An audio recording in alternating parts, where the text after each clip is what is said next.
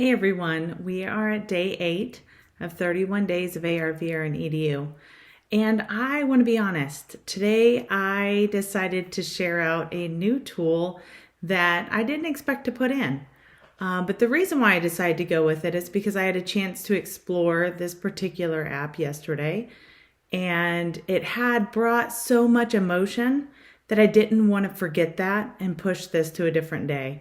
So I decided I'm going to go ahead and share this one today. So this one is coming from YouTube, and it's allowing us to see it in virtual reality. If you don't already know, YouTube has a ton of different 360 experiences for you to go in and explore. And this particular one's coming from Oculus TV. So what Oculus TV has done is they pulled the best of the best kind of experiences to be able to bring in from YouTube and allow you to watch it inside of the Oculus Quest. So with that, it had a really specific documentary that enticed me called Surviving 9/11.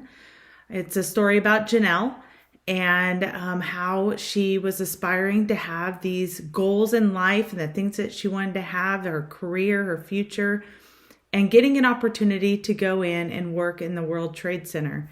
And it was really, from her perspective, 20 years later, to hear her story, the details of her story and the things that she shared and the journey she had to go through on that day.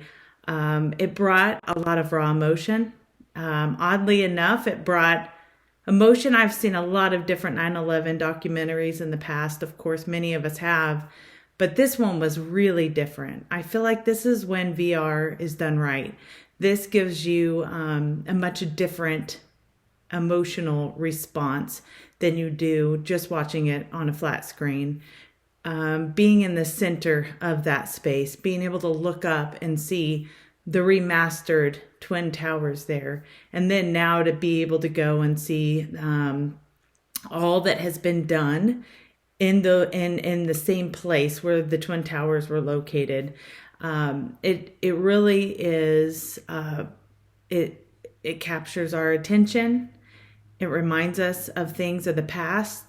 It makes us proud of those people that persevered and be inspired by these stories. And it is a wonderful example of how virtual reality can really connect us back to humanity. And I really recommend this one. I asked my youngest daughter to watch it, who's 13. And she didn't want to watch it. She said, "Mom, that's too emotional. I don't want to do it." And I said, I think it's really the right thing to watch this. I feel like it's something that you will need to have a perspective on. And it's important for us to remember these people. And so she went through it. We talked. We had a great conversation afterwards. I think this is, again, just a wonderful opportunity for you to be able to talk to students. I remember my story, as many of you will also remember your story on that day, but our students won't. They don't have that story. They don't have those memories of when they learned about what was going on as they watched television to try to figure out, make sense of what was happening in this world.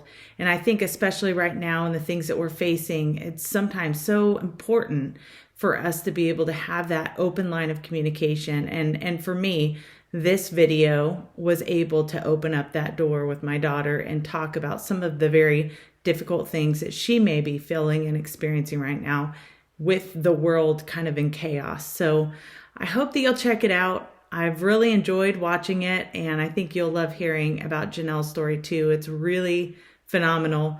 And in her perspective, she was the last person rescued from Ground Zero. So hearing her story and really understanding, connecting is just an important piece of us being human and moving forward. So hope you check it out. See you tomorrow for 31 days of AR, VR, and EDU.